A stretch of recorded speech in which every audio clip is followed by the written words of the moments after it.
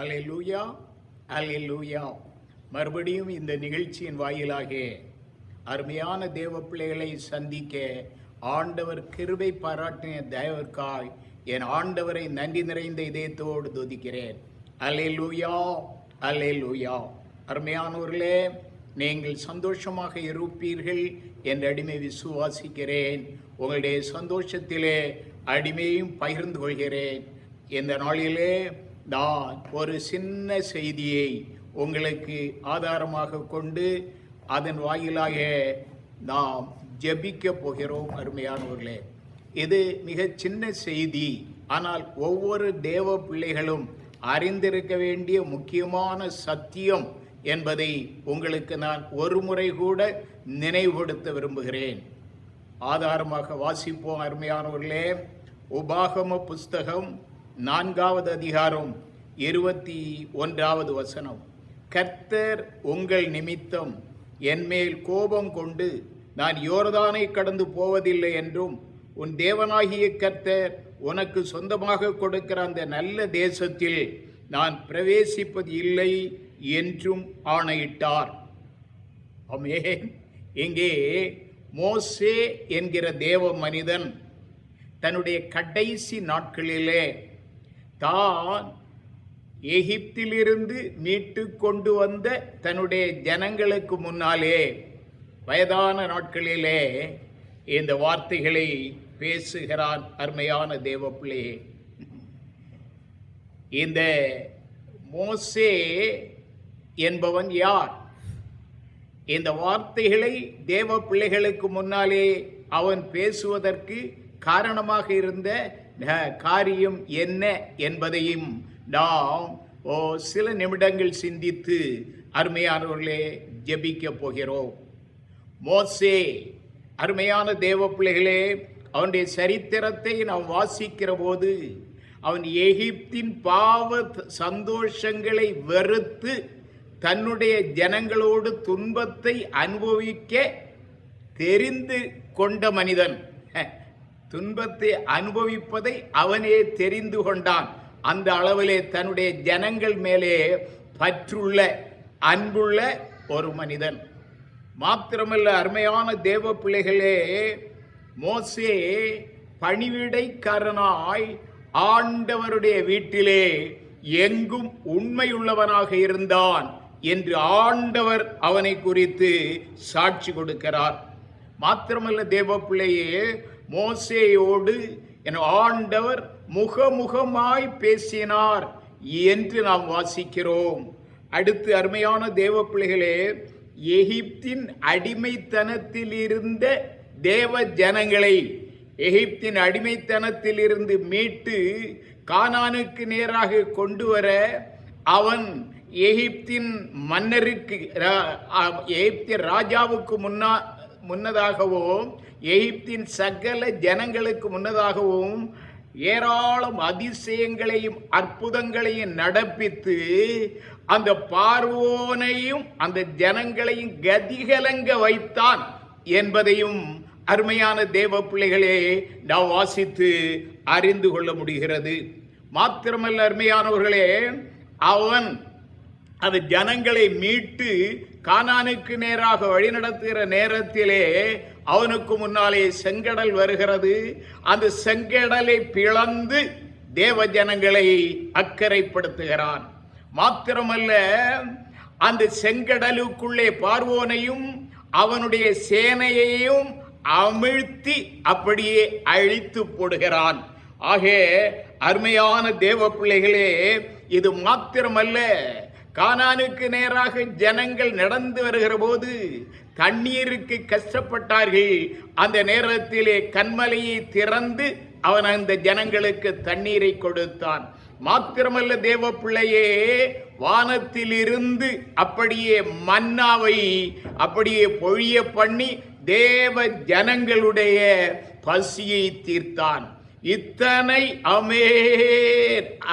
அற்புதமான கிரியைகளை செய்த இந்த மோசே, அருமையான தேவ பிள்ளைகளே, இது மாத்திரமல்ல அருமையான தேவ பிள்ளைகளே, எத்தனையோ சந்தர்ப்பங்களிலே தேவ ஜனங்கள் ஆண்டவருக்கு எதிரான காரியங்களை செய்த நேரத்திலே ஆண்டவர் கோபம் மூண்டவராய் இந்த ஜனங்களை அழித்து போட எத்தனையோ நேரங்களிலே இந்த மோசே ஆண்டவருக்கு முன்பாக அப்படியே மன்றாடி ஜெபித்து தன்னுடைய ஜனங்களை அழிவிலிருந்து விடுவித்திருக்கிறான். மாத்திரமல்ல தேவ பிள்ளையே, இந்த மோசேயை பற்றி வேதம் கூறுகிறது, இவன் பூமியில் உள்ள சகல ஜனங்களிலும் மிகுந்த சாந்த குணமுள்ளவனாக இருந்தான் என்று. ஆகவே இத்தனை குணாதிசயங்களையும் தேவ ஞானத்தையும் விசுவாசத்தையும் பெற்று அற்புதங்களையும் அடையாளங்களையும் செய்து ஆண்டவரோடு முகமுகமாய் பேசிய இந்த மோசேதான் இப்பொழுது தன்னுடைய கடைசி நாட்களில் தன்னுடைய ஜனங்களை பார்த்து கூறுகிறான், கர்த்தர் உங்கள் நிமித்தம் என்மேல் கோபம் கொண்டு நான் யோர்தானை கடந்து போவதில்லை என்றும் உன் தேவனாகிய கர்த்தர் உனக்கு சுதந்திரமாக கொடுத்த அந்த நல்ல தேசத்துக்குள் நான் பிரவேசிப்பது இல்லை என்றும் ஆணையிட்டார் என்று கூறுகிறான். காரணம் என்ன தேவ பிள்ளையே? இஸ்ரவேல் ஜனங்கள் சீனாய் வனாந்தரத்திலே காதேசிலே தங்கிய நாட்களில் அவர்கள் குடிப்பதற்கு அங்கே தண்ணீர் இல்லாத ஒரு சூழ்நிலை இருந்தது. ஆக இந்த நேரத்திலே தேவ ஜனங்கள் எத்தனையோ அற்புதங்களையும் அதிசயங்களையும் கண்ட அந்த தேவ ஜனங்கள் இந்த சூழ்நிலையிலே ஆண்டவர் நிச்சயமாக தண்ணீரை தருவார் என்ற விசுவாசத்தை விட்டு மோசேக்கும் ஆரோனுக்கு எதிராக கூட்டம் கூடுகிறார்கள். அப்படியே மோசேயும் ஆரோனுக்கும் எதிராக காரியங்களை செய்கிறார்கள். மோசேயோடு வாக்குவாதம் பண்ணுகிறார்கள்.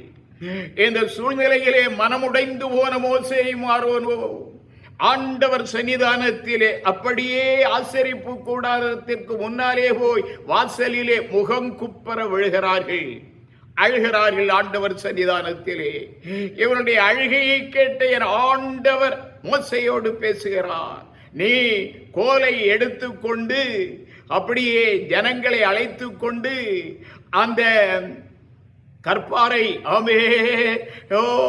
சுற்றி அந்த வனாந்தரத்திலே இருந்த அந்த கண்மலையை சுற்றி ஜனங்களை நிறுத்தி நீ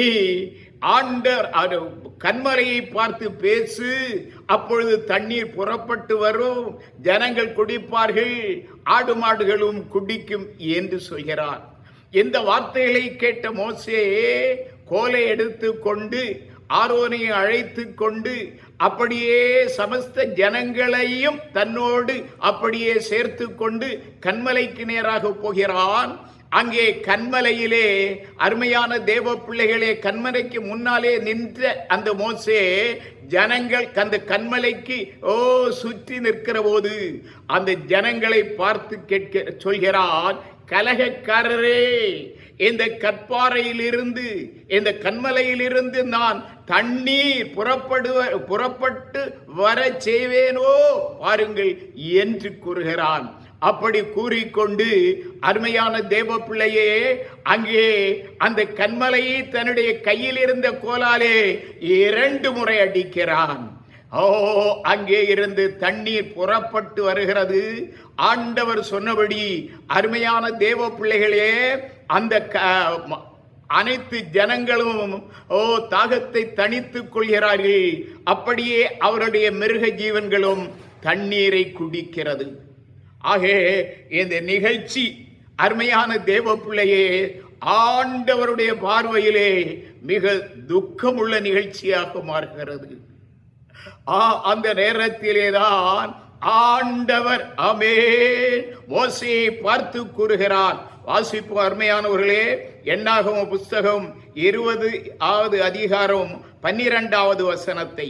பின்பு கர்த்தர் மோசேயையும் ஆரோனையும் நோக்கி, இஸ்ரவேல் புத்திரரின் கண்களுக்கு முன்பாக என்னை பரிசுத்தம் பண்ணும்படி நீங்கள் என்னை விசுவாசியாமற் போனபடியினால் இந்த சபையாருக்கு நான் கொடுத்த தேசத்துக்குள் நீங்கள் அவர்களை கொண்டு போவதில்லை என்றார்.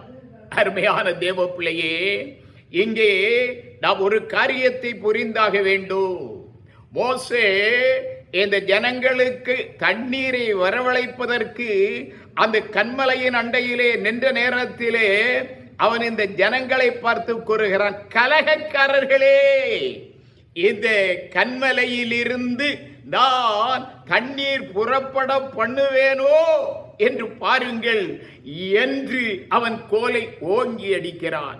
தேவ பிள்ளையே, இந்த நேரத்திலே அவன் மிகுந்த கலக்கத்திற்குள்ளாக இருந்தான். இத்தனை அற்புதங்களையும் அதிசயங்களையும் கண்ட இந்த ஜனங்கள் இன்னும் என் ஆண்டவரை நம்பவில்லையே, இந்த தண்ணீருக்காக அவர்கள் என்னோடு வாதாடுகிறார்களே, ஆண்டவருக்கு எதிராக வார்த்தைகளை கூறுகிறார்களே என்று பதட்டமடைகிறான். தன்னிலை மறக்கிறான். அப்படியே கன்மலையிலே ஆண்டவருடைய வார்த்தையின்படி கோலை எடுத்துக் கொண்டு போகிறான். அவன் அங்கே தன்னிலை மறந்தவனாக இந்த ஜனங்களுடைய அந்த எதிர் உணர்வுகளாலே குழம்பி போனவனாக ஆண்டவருடைய வார்த்தையை மறந்து பேச வேண்டியவன் அங்கே கன்மலையை அடித்து விட்டான். அருமையான தேவ பிள்ளைகளே, எத்தனை அற்புதங்களை, அதிசயங்களை, எத்தனை தியாகங்களை செய்து இந்த ஜனங்களை நடத்தி வந்த இந்த மோசே, இந்த நாட்களில் இந்த நேரத்தில் இந்த மோசையை பார்த்து என் ஆண்டவர் கூறுகிறார், தேவ பிள்ளைகளே, இந்த ஜனங்களை அழைத்து கொண்டு நீ கானானுக்குள்ளே போவதில்லை என்று அவனோடு பேசுகிறார். தேவ பிள்ளையே, நேர்முழங்கால் ஜெப வீரனே, வீராங்கனையே, இந்த நேரத்திலே இந்த ஜனங்கள் ஆண்டவருடைய மனிதன் மோசேயினால் எத்தனை அற்புதங்கள், எத்தனை அதிசயங்களை கண்டு கானானுக்கு நேராக நடந்து செல்கிற அந்த நேரத்திலே இத்தனை தியாகங்களையும் செய்து இந்த ஜனங்களை அழைத்து வந்த அந்த மனிதன் கானானுக்குள்ளே போக முடியாத சூழ்நிலைகளை உருவாக்கி விட்டார்களே. எப்படி அருமையான தேவ பிள்ளைகளே, இந்த காரியத்தை மோசேயால் தாங்கிக் கொள்ள முடிந்தது, பொறுத்து கொள்ள முடிந்தது. இந்த காரியத்தை கேட்கிற நம்மாலே இந்த காரியத்தை பொறுத்து கொள்ள முடியவில்லை. ஆக அருமையான தேவ பிள்ளையே, மோசே கன்மலையை அடிக்க காரணம் இந்த ஜனங்களுடைய இவனுக்கு எதிராக, ஆண்டவருக்கு எதிராக இவர்கள் கூட்டங்கூடி அப்படியே தர்க்கம் பண்ணினார்களே. இந்த காரணத்தினாலே குழம்பி போனவனாக, கொந்தளித்தவனாக, மறந்து போனவனாக, ஆண்டவருடைய வார்த்தையை மறந்து போனவனாக பேச வேண்டிய அவன் கன்மலையை அடித்தான். கர்த்தர் அதை குற்றமாக காண்கிறார். அவனாலே அந்த ஜனங்களை அப்படியே கானானுக்கு நேராக அழைத்து செல்ல முடியவில்லை. இந்த காரியத்தை கேட்டுக்கொண்டிருக்கின்ற அருமையான தேவ பிள்ளையே, அருமையான ஜெப வீரனே, வீராங்கனையே, இதிலிருந்து நாம் கற்றுக்கொள்ள வேண்டிய காரியம், எந்த சூழ்நிலையிலும் நம்மை நடத்துகிறவர்கள், நம்மை ஆண்டவருக்கு நேராக வழிநடத்தி கொண்டிருக்கிற தேவ மனிதர்கள், சபையின் போதகர்கள் நம்மாலே கலக்கமடையக்கூடாது, நம்மாலே தன்னிலை மறக்க கூடாது, நம்மாலே அவர்கள் செய்வது என்னது என்று அறியாத காரியங்களை செய்கிறவர்களாக குழம்பி போகக்கூடாது.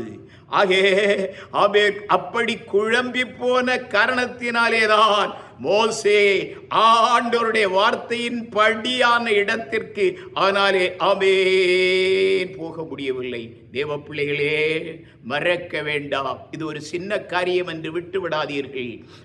எப்பொழுதும் நம்மை நடத்துகிறவர்கள் சோர்ந்து போகாதபடி, மனம் பேதலித்து போகாதபடி, குழம்பி போகாதபடி, செய்வதறியாத காரியங்களை செய்கிற சூழ்நிலைகள் உருவாகாதபடி அவருடைய வார்த்தைகளுக்கு நாம் கட்டுப்பட்டு ஆண்டவருக்கு நேராக நம்மை ஆபேர் வழிநடத்து கொண்டிருக்கிற அந்த தேவ மனிதர்களை மதிப்போம்.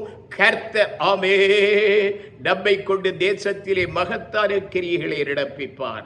அல்லேலூயா, அல்லேலூயா, அல்லேலூயா. ஒரு காலம் ஒரு நாளும் நம்மை நடத்துகிற தேவ பிள்ளைகள் குழம்பி போகின்ற முகத்தாலே, நம்மை நடத்துகிற தேவ பிள்ளைகள் ஆமே தன்னிலை மறக்கின்ற சூழ்நிலையிலே நம்முடைய நடவடிக்கைகள் இருக்கக்கூடாது என்பதை ஆண்டவர் நமக்கு உணர்த்துகிறார். தேவ பிள்ளையே, நின்ற பிரசங்கம் பண்ண நான் விரும்பவில்லை. அருமையானவர்களே, இப்படியாக தன்னிலை மறந்து செய்யக்கூடாத காரியங்களை செய்த தேவ மனிதர்களை நான் அறிவேன். பாழ்பட்டு போன ஊழியங்களை நான் அறிவேன். ஆகே நாம் ஆமென் எப்பொழுதும் அருமையான தேவ பிள்ளைகளே, நம்முடைய போதகர்களுக்கு, நம்மை நடத்துகிறவர்களுக்கு நாம் இடரல் கொடுக்கிறவர்களாக இல்லாமல் அவருடைய வார்த்தைகளுக்கு கீழ்ப்படிவோம். அவருடைய பாதை வழியாக நாம் பயணம் செய்வோம். கர்த்தர் ஆமே நம்மை மாத்திரமல்ல, இந்த தேசத்தை விடுவிப்பார். தேசத்திலே மகாபெரிய கிரியை நடப்பிப்பார். தேசம் இயேசுவுக்கு சொந்தமாக மாறும். ஜெபம் பண்ணுவோமா? நல்ல பிதாவே, மகிமையான கர்த்தாவே, உம்மை நன்றியோடு துதிக்கிறேன். எந்த நாளிலும் ஆண்டவரே, உம்முடைய பிள்ளைகளுக்கு நேராக ஒரு சின்ன செய்தி அடிமை வைத்தேன். ஆண்டவரே, ஆண்டவரே, அது சின்ன செய்திதான். ஆண்டவரே, வேற வேதத்திலே ஆண்டவரே தேவரே ஒரு தேவ மனிதன் இடறி போக காரணமாக இருந்த முக்கியமான காரியம் ஆண்டவரே, தேவ பிள்ளைகள் உணர்வடையட்டும். இவர்கள் என்றைக்கும் தங்களுடைய போதகருக்கு, தங்களை நடத்துகிறவர்களுக்கு கீழ்ப்படியட்டும். அவர்கள் காட்டுகிற பாதை வழியாக பயணம் செய்யட்டும். கர்த்தர் ஆண்டவரே அவருடைய ஜெபங்களை அங்கீகரியும். ஆண்டவரே, ஏற்கனவே ஆண்டவரே தேர்முழங்காலிலே நின்று தேசத்தின் எழுப்புதலுக்காக ஜெபித்துக் கொண்டிருக்கிற தேவ பிள்ளைகளை அவருடைய கரத்தில் ஒப்புக் கொடுக்கிறேன். அவருடைய முழங்காலின் ஆண்டவரே ஜெபத்தின் வாயிலாக இந்த தேசத்தில் ஒரு மகத்தான கிரியை நடப்பிக்க போகிற தேவர்க்காய் சோத்திரம். தேவ மனிதர்களுக்கு கீழ்ப்படியட்டும். அவர்கள் காட்டுகிற பாதையிலே தொடரட்டும். கர்த்தர் மகிமைப்படும். இயேசுவின் நாமத்தில் பிதாவே, ஆமென், ஆமென்.